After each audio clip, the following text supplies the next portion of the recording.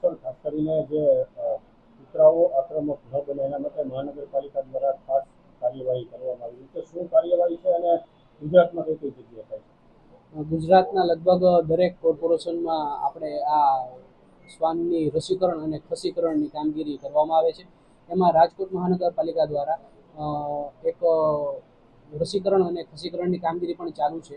વર્ષ 24-25 દરમિયાન આપણે જોઈએ તો કે 3000 જેવા ડોગોનું આપણું ખસીકરણ કરેલ છે અને 8000 જેવા ડોગોનું આપણે રસીકરણની કામગીરી કરેલ છે.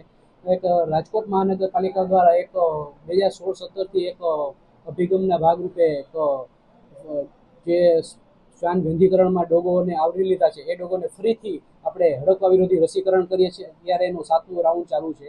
આ અંતર્ગત 7મા રાઉન્ડમાં આપણે આશરે 14,000 જેવા ડોગોનું રસીકરણની કામગીરી કરવામાં આવેલ છે. ખાસ કરીને આ જે કામગીરી છે સર ગુજરાતમાં બીજા કોઈ જગ્યાએ થાય છે?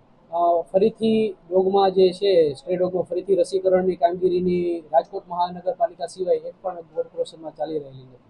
આનાથી આ એક જે હડકવા વિરોધી રસીકરણ છે દરેક ડોગમાં આપણે પેટ ઓનર છે તો એ પોતાના ડોગમાં મુકાતા હોય છે, પણ સ્ટ્રે ડોગમાં જે સરકારના નીતિ નિયમો મુજબ છે તો આપણે સ્ટ્રે ડોગમાં પણ ફરીથી એન્યુઅલ વેક્સિન જે છે હડકવા વિરોધી રસીકરણની એન્ટી રેબિસ એ આપણે મૂકવી જરૂરી છે. એના ભાગરૂપે આપણે ફરીથી રસીકરણની કામગીરી કરી રહ્યા છીએ. હા, આ રસીકરણના કારણે કોઈ રેબિડ ડોગ હોય અથવા આક્રમક ડોગ હોય તો એની સંખ્યામાં નોંધપાત્ર ઘટાડો થતો જોવા મળે છે.